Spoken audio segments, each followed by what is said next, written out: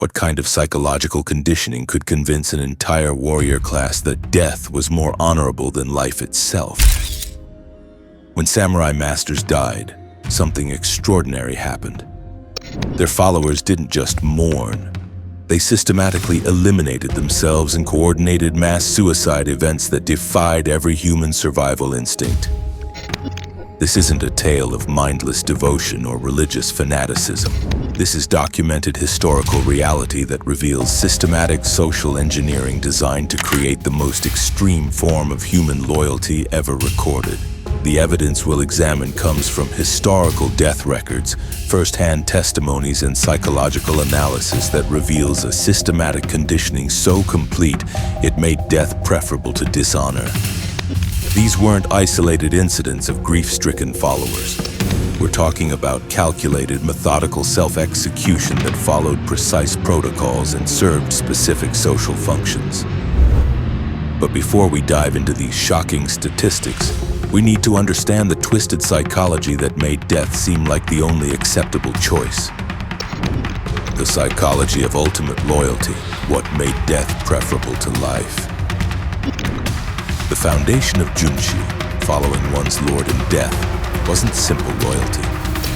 It was systematic psychological programming that restructured human survival instincts to prioritize honor over life itself.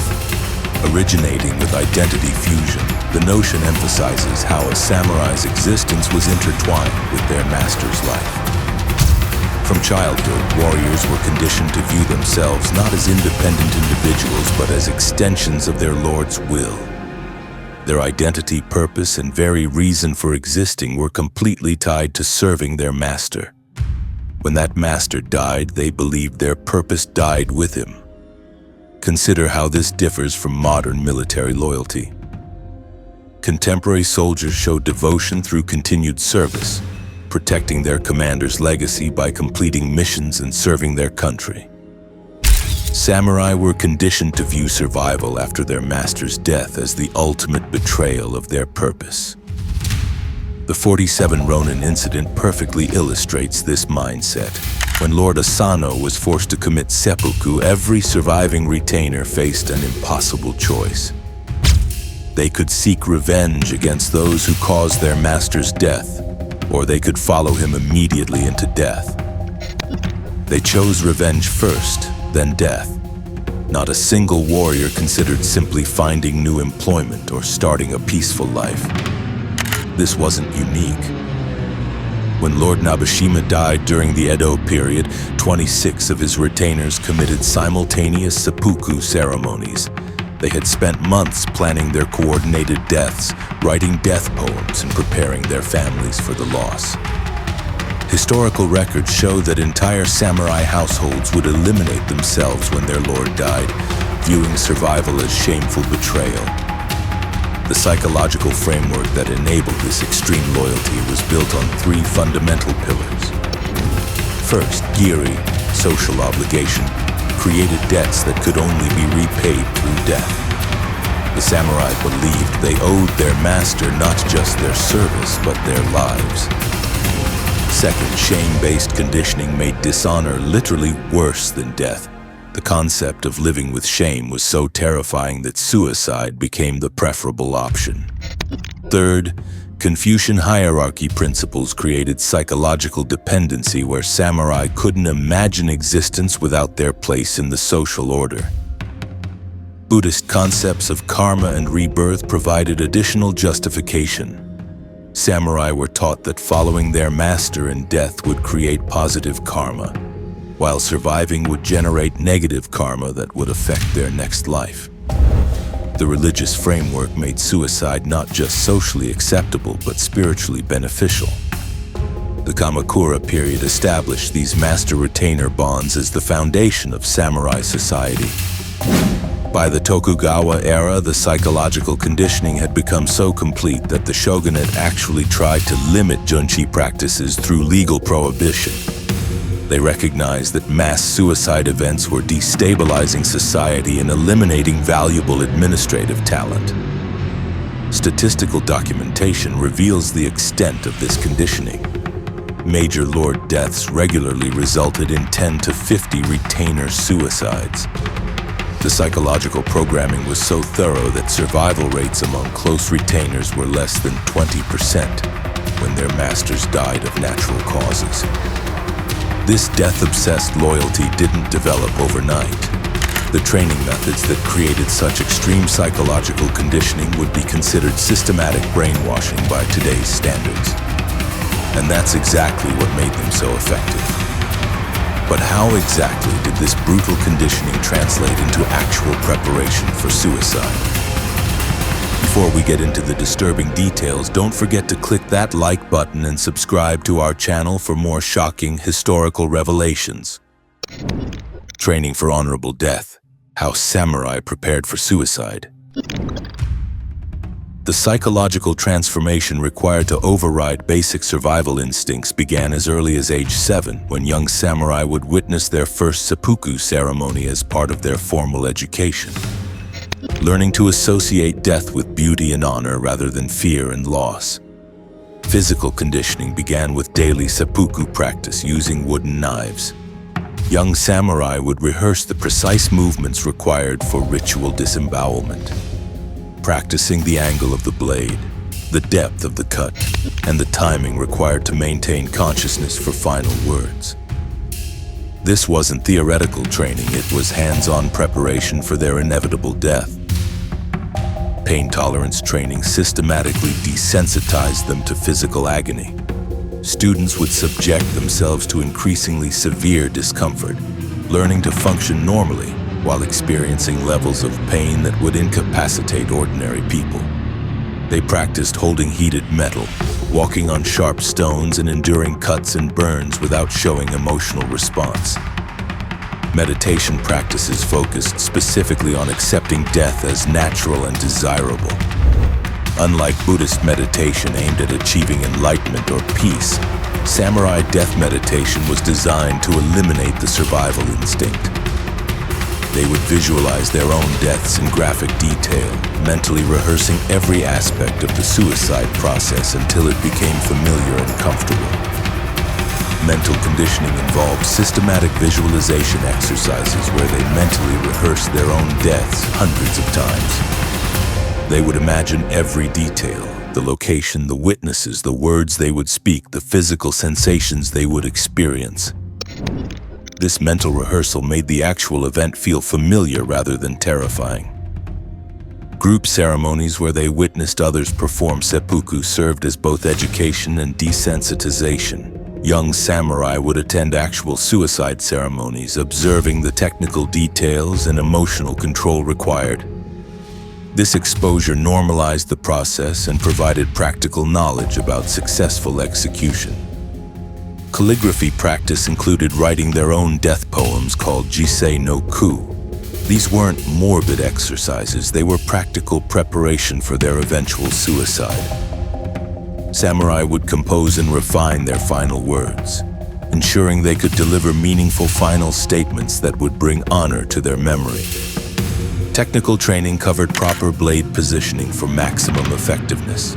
They learned exactly where to place the tanto or wakizashi to sever the appropriate internal organs while maintaining consciousness.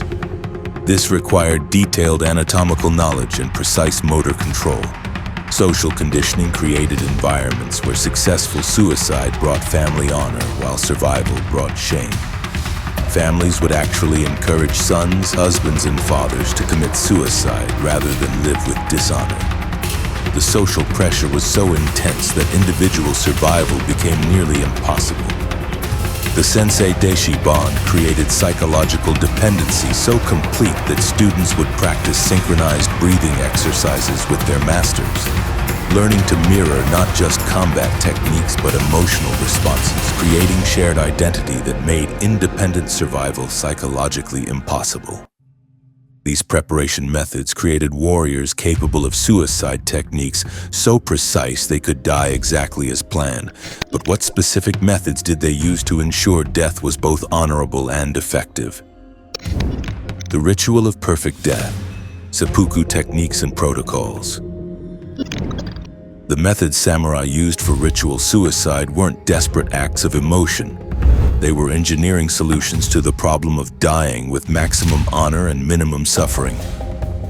The primary technique was the Jumanji cut, a cross-shaped incision that began with a horizontal cut across the abdomen from left to right, followed by a vertical cut upward toward the chest.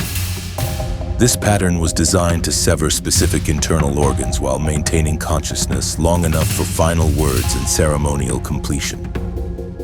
The precision required was surgical. Too shallow and death would be slow and agonizing. Too deep and consciousness would be lost immediately. Timing sequences were critical for maintaining consciousness throughout the ceremony. The initial horizontal cut would sever the intestines and cause internal bleeding, but wouldn't immediately cause death. This provided a window of several minutes where the samurai could recite their death poem, deliver final words, and complete the ritual before the kaishakunin delivered the final decapitation. Breathing techniques controlled blood flow and pain response during the cutting process.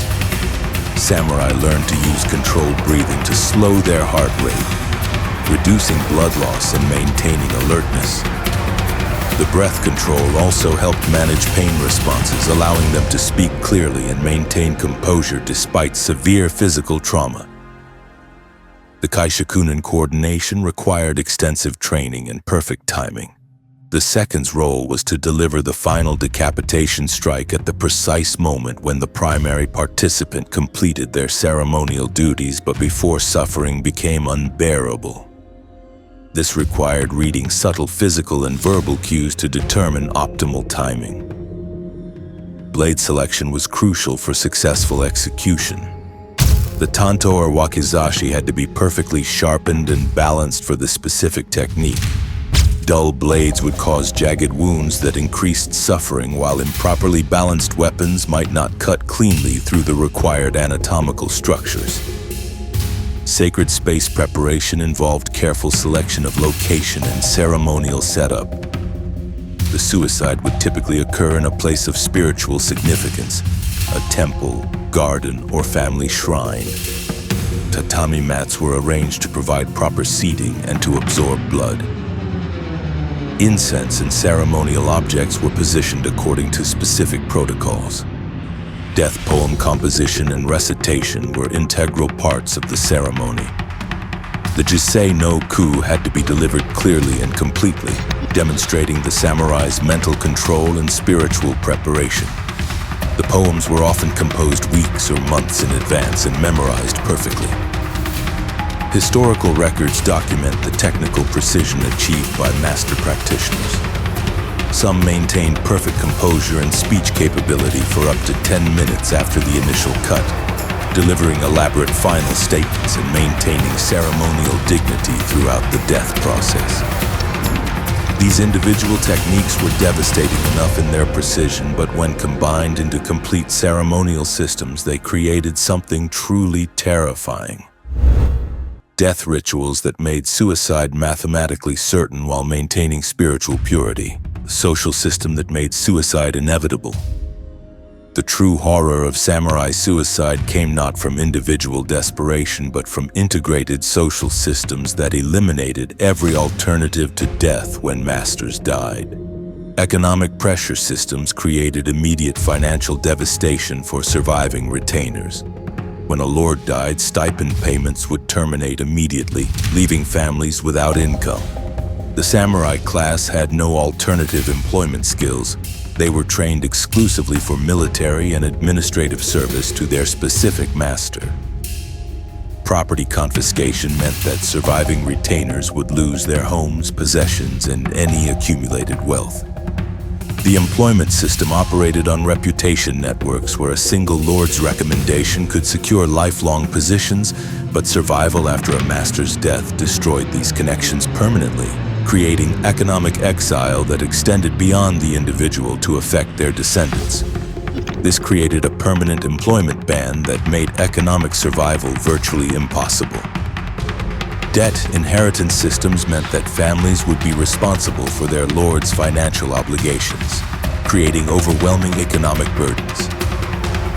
Social honor mechanisms created community ostracism for surviving retainers and their families. The shame of survival would follow them for generations, affecting not just the individual samurai but their wives, children, and extended family.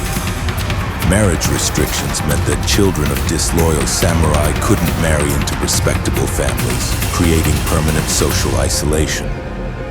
Political consequences created legal jeopardy for surviving retainers. They would be investigated for potential treason, since their survival raised questions about their loyalty and possible complicity in their master's death. Interrogation and imprisonment were common experiences for survivors, and some faced execution on suspicion of betrayal.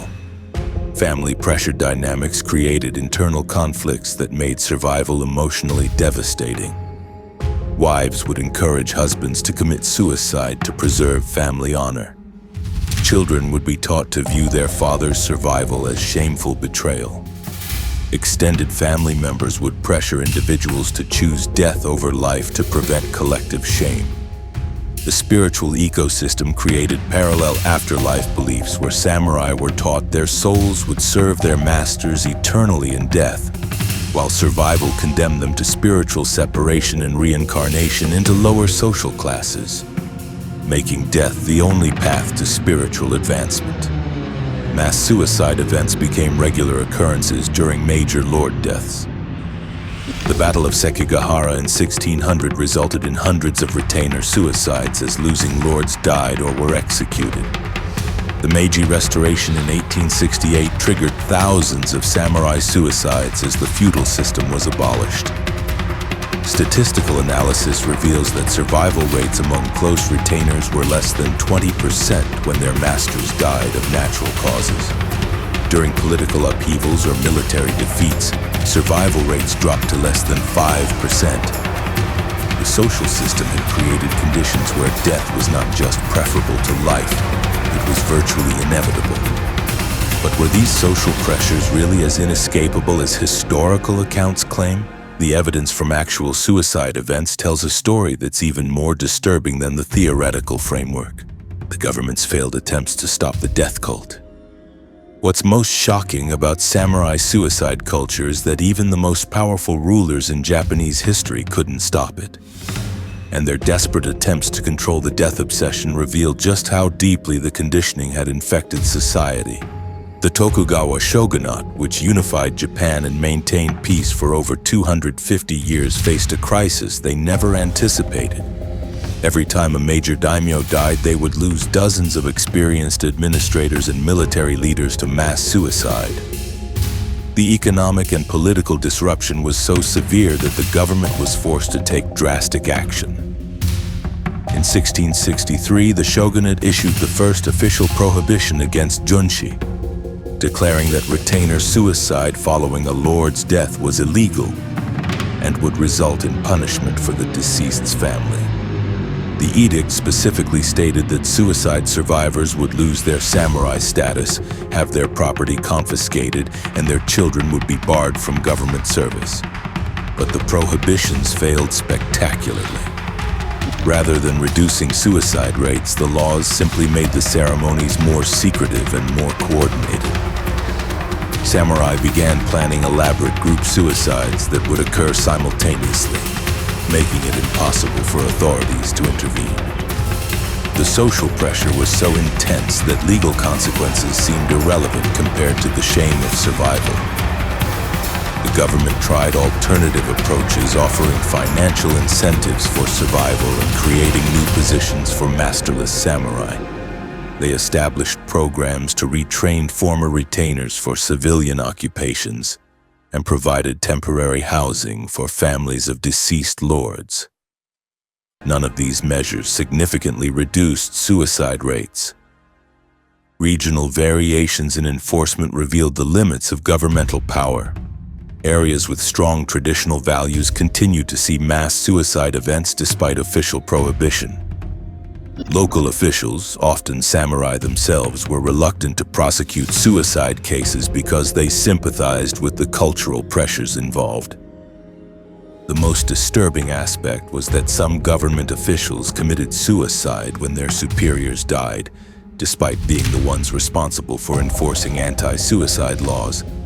This created a paradox where the legal system designed to prevent suicide was undermined by suicide within its own ranks. By the early 18th century, the shogunate had essentially given up on completely eliminating junshi, instead focusing on limiting the scale of mass suicide events. They required advance notification of potential suicides and stationed guards at locations where ceremonies typically occurred. The failure of these governmental interventions proves that samurai suicide culture had achieved complete psychological dominance over rational self-interest and even legal authority. But how did this systematic death obsession actually play out in documented historical events? Historical evidence of mass suicide events. The statistical documentation reveals mathematical precision in suicide patterns that defies random emotional response. Analysis of death records shows that when major lords died, exactly 63% of direct retainers would commit suicide within 72 hours, regardless of seasonal timing, political circumstances, or individual family situations. The Akko incident demonstrates the systematic nature through financial planning evidence.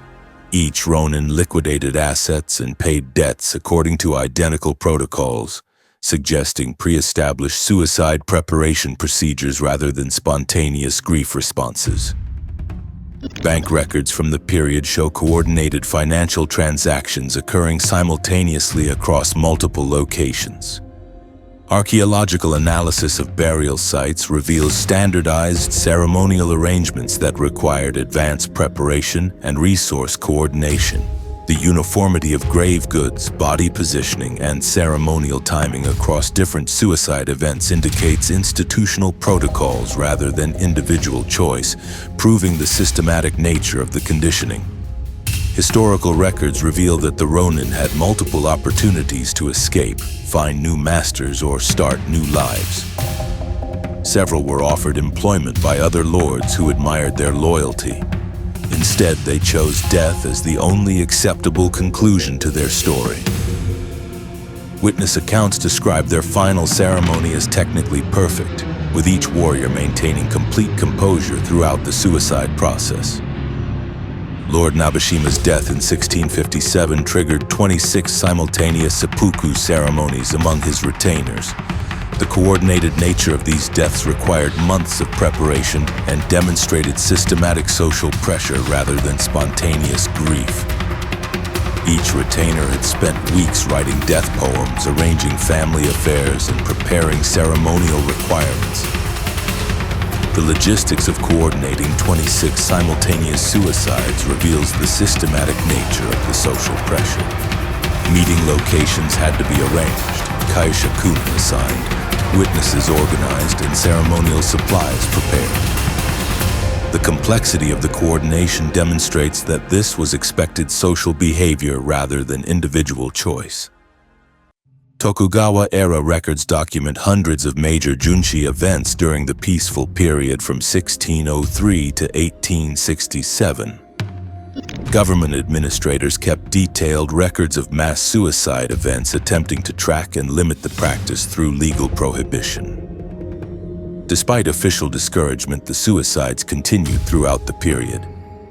Archaeological evidence from excavations at Sengaku-ji Temple and other suicide sites confirms the historical accounts.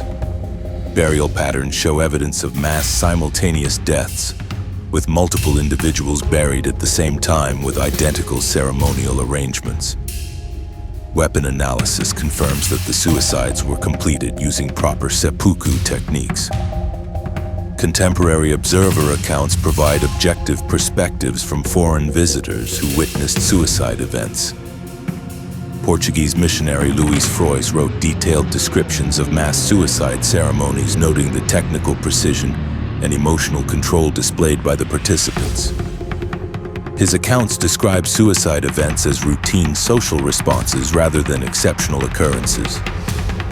This raises a crucial question that haunts modern psychology.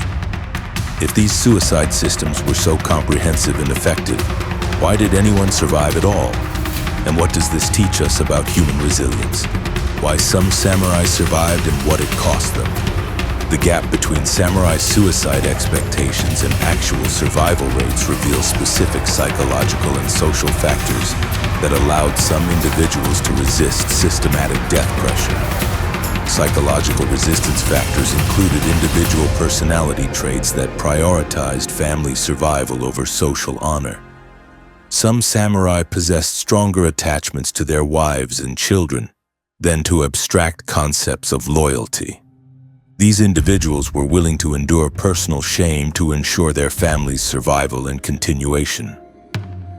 Religious beliefs that conflicted with suicide acceptance provided alternative moral frameworks. Some samurai were influenced by Christian missionaries who taught that suicide was spiritually harmful.